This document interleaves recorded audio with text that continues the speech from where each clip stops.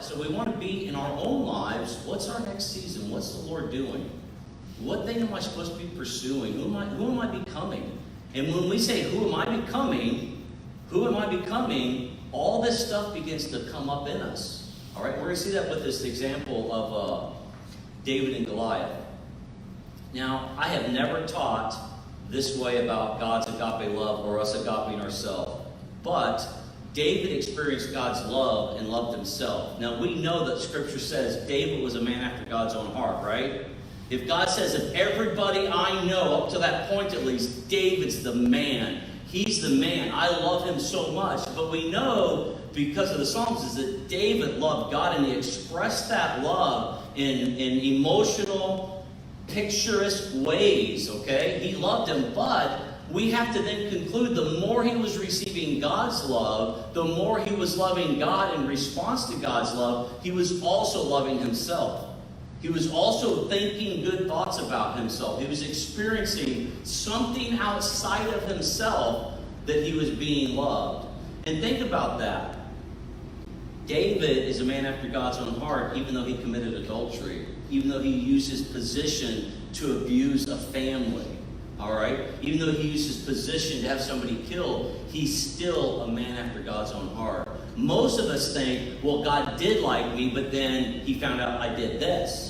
That's why we don't like to confess things. That's why we don't like to have things exposed, because then we have to deal with that, our own shame, and how do we work that through. But we can be God's favorite. He can be deeply in love with us, even as we realize we're deeply flawed.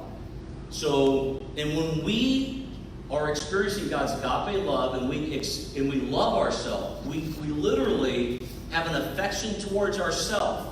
We're not always pointing out how crummy we are. We're not always pointing out what we lack. We're able to say, I would love to do that. I can really help you with that. And that was a turning point for me about 4 or 5 years ago, is when people would ask me something, and of course I always want to help people, but I started being able to say, you know what, I'm the wrong person to help you with that. But I also, because I was knowing my weaknesses, but also because I'm learning my strengths, I was able to say, I can totally help you with that. I'm great at doing that right there. And it's this thing that we pursue. We become these really unique individuals. Now open your Bibles to Samuel, 1 Samuel 17. It's the story of David and Goliath. And I would just encourage you to just jot down a couple notes. I don't have point 1, 2, or 3, but jot down some things that are maybe some wrong belief that you have about God's love for you, and some wrong belief that you have about your ability to love yourself. Now, last week I spoke on the limiting belief that we have the thermostat that keeps God's temperature in our life really, really low.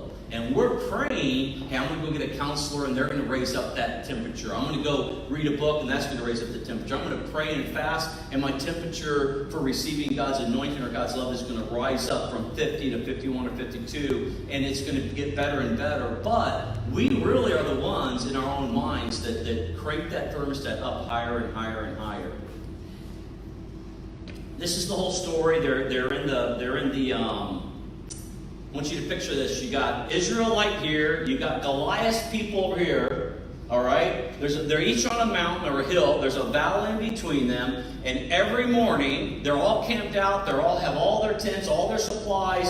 This is disputed land that the valley and the hill that the Goliath's people are on. And every morning and every evening, Goliath stands out there and says, hey, why aren't you guys fighting us? Send one man. And if I win, we get your land, and if you win, you get our land. And he's done it for 40 days. He's done it for 40 days, and he's terrorized them. And everybody is afraid. Their best warriors and their king all refuse to go face him. So David, he brings in some cheese and some bread and supplies for his 3 brothers. He has 3 brothers there fighting in the war. He has other brothers at home. David's the youngest. He brings his wagon up. He sees or hears the front line, and he rushes up there, and he hears Goliath. And he starts asking, what's going on here? And this is where we're at right here in 1 Samuel 17:26. David asked the men standing near him. This is David, a teenager, not David, a king, not David, a full-grown man. This is David, a young man, a young teenager. David asked the men standing near him, "What will be done for the man who kills this Philistine and removes this disgrace from Israel? Who is this uncircumcised Philistine that he should defy the armies of God?" All right, so one thing we want to understand is that if you are receiving God's love, that your confidence level in the Lord is rising higher and higher. All right? And I want to get this straight because there's a lot of double-mindedness on this area. We think my confidence in God will get higher and my confidence in myself will get lower. That's not true.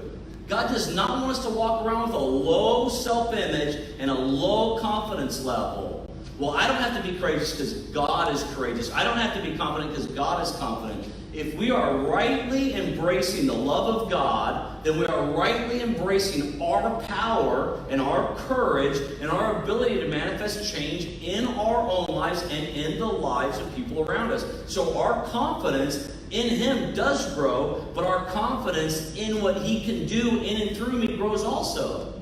And it can look like arrogance to people around us. And David, to his brother, it looks like arrogance that David's saying some things that he's going to say here in a minute. But don't say, well, all my confidence is in God, it's not in myself. Well, then you've disconnected God's power manifesting itself in your life. And you're waiting over there going, I wonder why God's not doing anything over there. I wonder why I still feel lonely, because God's not gone and comforted me. What's God's problem? Doesn't He like me? I bet He doesn't like me. I bet He's remembering my sins like I remember my sins.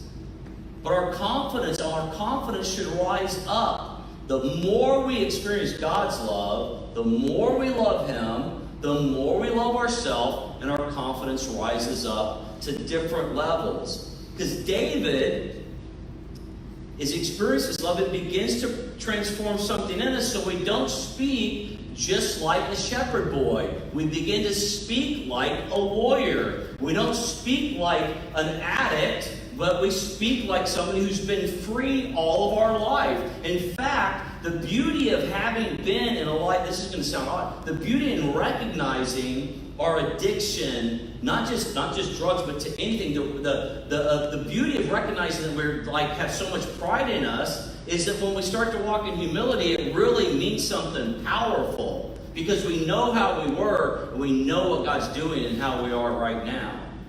So self-confidence born from agape love sounds like this. Things are going really bad for me right now, but I know God has plans for me. This is how we usually say this with low confidence. God has plans for me, but everything going on around me is bad. We have to flip that script and say, my life is horrible right now, but I'm excited because I know God is doing something. So we flip that statement. So self-confidence born from God's agape love, or us agape ourselves, sounds like, I have never done this before, but I'm willing to try it because God is with me. So usually we say, God is with me, but I've never tried this before, and we don't do it. We do that with prophetic word. We feel like we have a word for somebody. We feel like we're supposed to help somebody some way. We feel like we're supposed to express affection to someone. But then we say, but I've never done this before. Had David said, I've never done this before, we wouldn't even know him probably.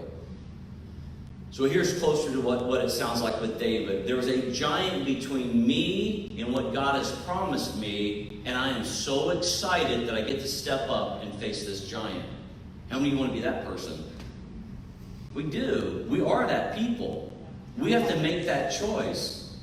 I have a giant in front of me. I've never fought a giant. I don't even know what to fight with. But I'm going to step up and face that giant that's actually in my land. A lot of us think that we're fighting giants to take over the giant's land or the enemy's land, but we're not. We're fighting giants to take over our land. And we never want to be focused on the fighting of the giants. We want to be focusing on the promised life that is behind the giants. All right? We want to be focused on the treasure that the giant is keeping us from. Otherwise, we might as well stay addicted. We might as well stay lazy and poor and addicted to Facebook, addicted to media. We might as well stay there if we're just thinking about the giants aren't worth fighting if we fight the giant and then go back to our hill. And now we're camping and we just got in a fight, we have some victory, woohoo. We're fighting the giant because we're created to be on this journey that moves us into territory that the enemy has stolen from us. And by the way, this promised life is territory that the enemy stole from your parents and your grandparents. There's a lineage. And it's whenever you step out and you face up and fight giants and you expand your ability to receive God's love, you expand your ability to communicate as a human, you expand your ability just to be a better employee, you're actually expanding the territory that your children and your children's children get. So you're not just fighting for you, you're fighting for your family. At every age, at every stage, you're fighting for your community. The more financially free I am, the better it is for everybody in my town. Because I'm paying more taxes, I'm not a burden to anybody. Now, I don't want you to think that anybody's a burden because I help people get on social programs that need it. But there's that thing there that the more I am whole, the happier I am, the more giving I am, the more at peace that I am, the less I'm in conflict with anybody else, and the better the world becomes. And that's the power that I have. This is what agape love, self-confidence through David agape himself sounds like. It says, I have never fought a person, let alone a giant. I cannot wear the king's armor, nor can I wield his sword. I'm younger than anyone in this army. Goliath is a giant, and he's been trained since he was a young person to be a warrior. But at the same time, I will gladly step into the valley and fight this giant. That's what self-confidence for David sounds like. What does it sound like for you and that giant you're facing? Maybe it's fear, anxiety, poverty. It could be a number of things. Maybe it's your own pride and you recognize, I've got pride. And you keep butting up against pride. You can't get into the promised life because there's that giant of pride. And every time you try something, you keep getting pushed back. And you've been on this hill for so long, but it's pride. So we have to face that pride. And we have to fight that pride. And we do it in certain ways. So, what was the difference that young David had for all the soldiers and the king himself when facing Goliath? The only thing that was different was David's thought about his God, which changed his thoughts about himself, which changed his thoughts about his outcome. Okay? But all the people on his side, all the Israelites, same God, same schooling, same belief system, same blood running through their system, same set of scriptures, same set of values, same experiences growing up. Yet one of them, his thoughts were different about God, which caused his thoughts to be different about himself, which caused his thoughts to be about the outcome to be different also. Now, so one result of agape yourself is confidence, okay? And and here's the difference between self-confidence and arrogance, because I want you to get this right. Arrogance says, I am better than somebody else. Arrogance says, I'll show off myself by bringing somebody else down. I'll compare myself to other people in order to all be on top. Self-confidence says, I don't compare myself to anybody. I'm just good at this. It's me. It's about me being good at this. It's a different thing. It's a different heart entirely. So the second thing, when we agape ourselves, we ignore the negativity around us. How many of you have negativity in your life? Only about half of you. That's pretty good. The world is really, really negative. Even when there's a negativity going on, and people start being super negative about the negative, that's negative. I'm being negative about the negative. All right? But whenever we are experiencing God's love, and we are agape ourselves, we ignore the negativity about us. Now, go to 1 Samuel 17:28. And in 17:28, we're going to hear David's oldest brother's opinion of him. we're going to hear Eliab's opinion of David. It says, when Eliab, David's oldest brother, heard him speaking with the men, he burned with anger at him and asked, "Why have you come down here?" He questioned David's motive. "And with whom did you leave those few sheep in the wilderness?" He questioned his wisdom, and he also pointed out his smallness. "You're just a shepherd. I know how conceited you are and how wicked you are, and how wicked your heart is." He assigned heart condition to David. All right, he judged David's very heart condition, and you came down only to watch the battle. He called David selfish. He said, "You didn't come down here to help anybody. You didn't come down here because you're interested in anything other than yourself." David ignores him completely. And he starts talking to the other soldiers. And because he's talking to the other soldiers, going, "What's going on? What does the person who defeated Goliath get?" The word gets around to King Saul. King Saul sends somebody to get David. And this, in verse 32 and 33,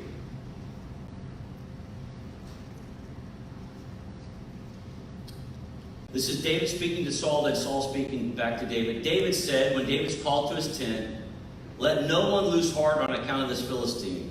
Your servant will go and fight him." First, is that confidence or arrogance? We don't know. We know now it's confidence, but at that moment, we ought to be able to say something like that in regards to helping defeat something, in warring for somebody. And saying, when we do this, when I show up, things are going to change in your home. And the king's reply was this. Saul replied, "You are not able to go out against the Philistine and fight him, and you are only a young man, and he has been a warrior from his youth." What does David do? Does he listen to his brother? No. Does he listen to his king, the government in his life, the culture in his life? No. No, he doesn't. In fact, what does David start doing? I think this is awesome. David starts telling his side of the story. David, instead of talking about Goliath, instead of talking about the soldiers that aren't going out there, instead of talking about his youth, he begins to say something like, well, he says exactly this in verse 34. But David said to Saul, "Your servant has been keeping his father's sheep. When a lion or a bear came and carried off his sheep from the flock, I went after it, struck it, and rescued the sheep from its mouth. When it turned on me, I seized it by its hair, struck and killed it. Your servant has killed both the lion and the bear. This uncircumcised Philistine will be like one of them, because he has defied the armies of the living God. The Lord who rescued me from the paw of the lion and the paw of the bear will rescue me from the hand of the Philistines." Does he have any reason to believe that? Any reason of it? Just because you can kill a bear doesn't mean you can kill a giant. Just because you can kill a lion doesn't mean you can kill a giant. The only reason he has to believe that is because he has some sort of belief that whatever you steward well and small, more will be given unto you. Whatever you do here and you do faithful with, you'll be granted even more. And so there's something in David and his thought processes that allows him to think differently than everybody else is there. And I've got to believe it's him experiencing at a young age God's affection for him experiencing that, giving God affection back to God, and then being built up with God's love for him, bringing him into a confident, courageous place. So let me ask you a question. What was more true? Was David there only to bring food to his brothers, or was he there to fight Goliath?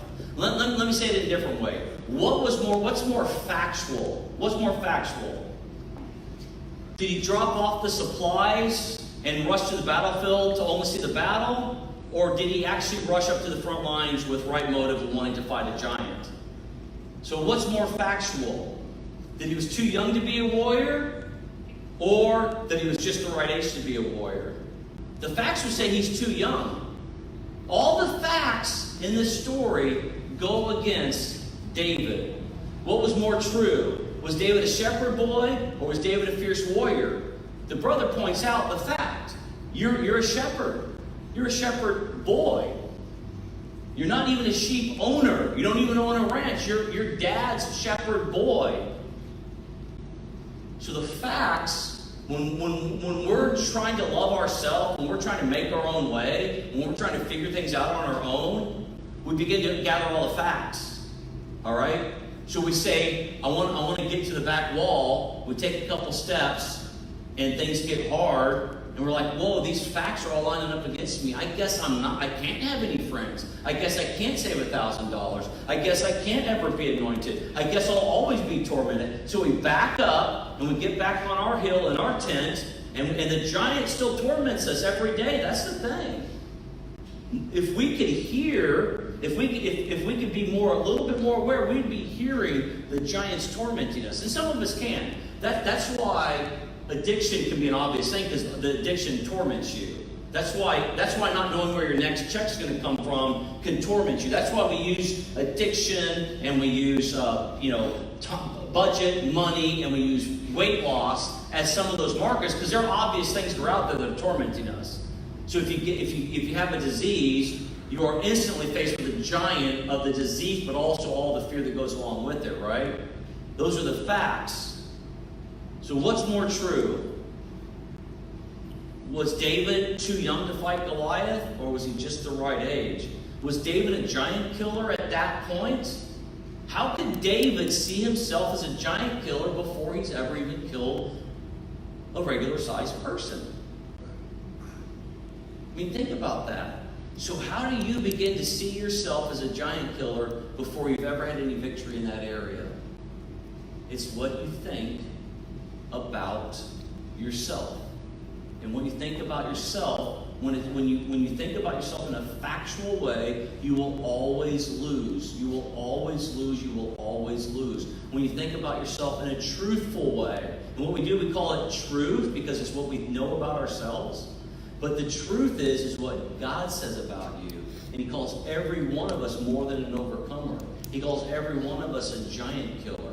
And you have stories to choose from. David chooses from the stories. He makes a choice. I'm going to ignore this story, and I'm going to choose this story. What story do you want to choose in your life to produce the life that you want? You have to ask yourself that. So what we hear a lot of people in stories about their marriage, about their jobs, about they're held captive because of a lack of education, or because they tried to start a company or a career and it failed, and they step back on their hill. Then they step back out and they step back on their hill, and then they say, well, the facts are against me. My experience is, all my wisdom tells me I can't start a business. I can't be financially free. I can't be a healthy weight. I can't be a positive person. I can't blank, blank, blank, and it goes on and on and on and on, so we stay back here. All right? So we all have things that people have said about us. We all have things that we've done and things happen to us that can be used as proof that we're no good, rotten people, right? Or that we're afraid, we're too anxious, we're too confused. But none of it's ever true. God is never saying that about us. Now, it's bad enough that he has Eliab and he has King Saul. But listen to what Goliath says over him. Meanwhile, the Philistine, with his shield bearer in front of him, kept coming closer to David. He looked David over and saw that he was little more than a boy, glowing with health and handsome. And he despised him. And he said to David, am I a dog that you came at me with sticks? And the Philistine cursed David by his gods. Come here, he said, and I'll give your flesh to the birds and to the wild animals. Notice that the moment David makes a commitment to fight the giant, and he steps towards the giant, it says the giant begins to come towards him. And often we step into this place of a little bit of belief, which is all we need. We see a giant step closer to us, and we're like, well, it's bigger than I thought. It's deeper in me than I thought. And we back up onto our hill. We get back in our tent, and we keep being tormented by the giant. What David does is the giant steps towards him, and David rushes towards the giant. We've got to learn to rush towards our giants, to be unafraid. This is the deal. It's kind of like, what's that Tom Cruise movie where he keeps coming back to life? No Tomorrow, Day After Tomorrow. Mm-hmm. Tom Cruise is great with Emily Blunt.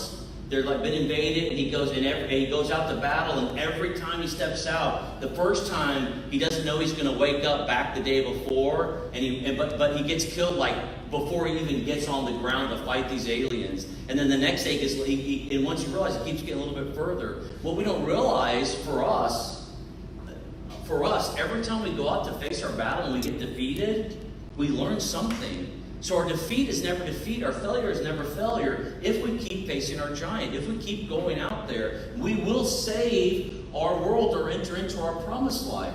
There's a promised life between you and your giant. There's something on that hill over there that you want. And it might be as simple as I want to be a certain way. It might be I just want to be more financially free. It might be I want a job with better potential. It might be I want a happier marriage, more communication, more anything. It might be I want to be a better dad. There's something there. The reason we don't go after it, because there's a giant there speaking to us, speaking over us, using its words to damage us and keep us afraid. So David, again, he ignores Eliab's words. He ignores his king's words. He ignores Goliath's words. But this is what he does in verse 46. He prophesies over his situation. He prophesies saying, this is the heart of God. This day, the Lord will deliver you into my hands, and I'll strike you down and cut off your head. This very day I will give the carcasses of the Philistine army to the birds and the wild animals, and the whole world will know that there is a God in Israel. When we agape ourselves, we speak well of our future. We have great hope for our future. So David steps, he's in Saul's tent, okay? He's in Saul's tent, and we're not going to get to this today, but Saul's like, here, wear my armor, here's my sword. And David's like all clumsy, and he can't do it because he's small, but he's never worn, he's never fought in before. He could probably barely move. He says, no, I'm just going to go as who I am. And then the next time he's in Saul's tent, what's he carrying with him but the head of David, the head of Goliath. When he's in that tent, he's not a giant killer. When he comes back to that tent, he's a giant killer. We can prophesy over ourselves. We can speak. We can say, this year is going to be a great year. God's going to bless me this year. I'm going to be this weight, this healthy weight. I'm going to have financial freedom. I'm going to have my debt paid off this time next year. We declare those things, and then we begin to, we can't just declare them, okay? We declare them, we speak them over us, and then we step in. We step into the fight with our Goliath.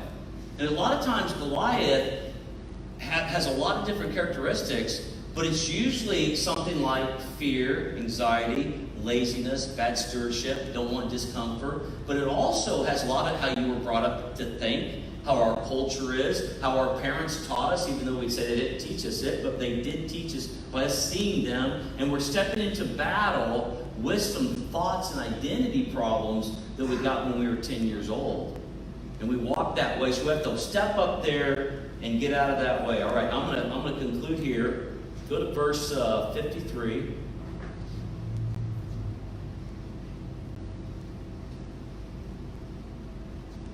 Okay, this is what I want you to understand as we conclude here. And I'd love it if you went through and just listened to or read chapter 17 a lot.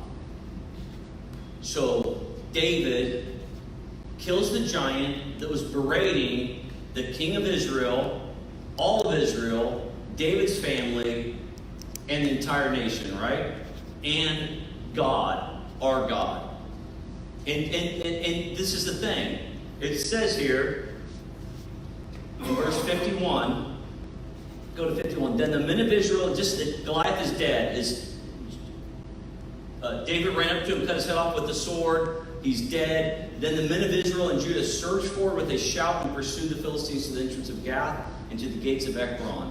Their dead were strewn along the Shaaraim road to Gath and Ekron. When the Israelites returned from chasing the Philistines, they plundered their camp.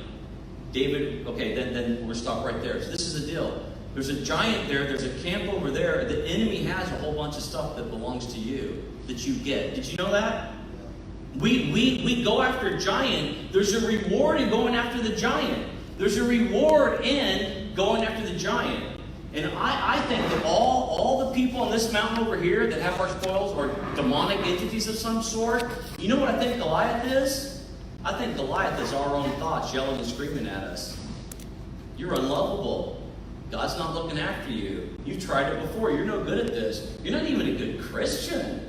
How can you think that God wants anything for you? And that giant there is talking to us in such clear, demeaning ways because it knows us so well. But once that giant is gone and we realize our power, then so much, just like the Israelite, all the soldiers, they come rushing in after David kills Goliath. We've got all this other support once we break through that one singular thing. But wait, there's more, okay? There's not just the spoils of the land. There's other rewards, like the king will give the man who kills Goliath great wealth. The king will give relations to his daughter. The king will exempt you from taxes. There's financial, relational, and governmental in the kingdom of heaven rewards for those who will fight their Goliath, will go to that other place. And most of us at our age have already fought Goliath, right? But there's valley after valley after valley after valley. There's not one Goliath. There's not one valley. And what we do is we get free from some addiction. We get a little bit financially free. Everything's a little bit okay. Our marriage isn't going to fall apart. And then we quit fighting. We just let Goliath pin us in too small of a land. But we want to keep pursuing. We want to keep moving towards the promises of the kingdom. For us, for our loved ones, for our children, and for our children's children. And it's good for our community the more and more we get set free, all right? Let's go ahead and stand up and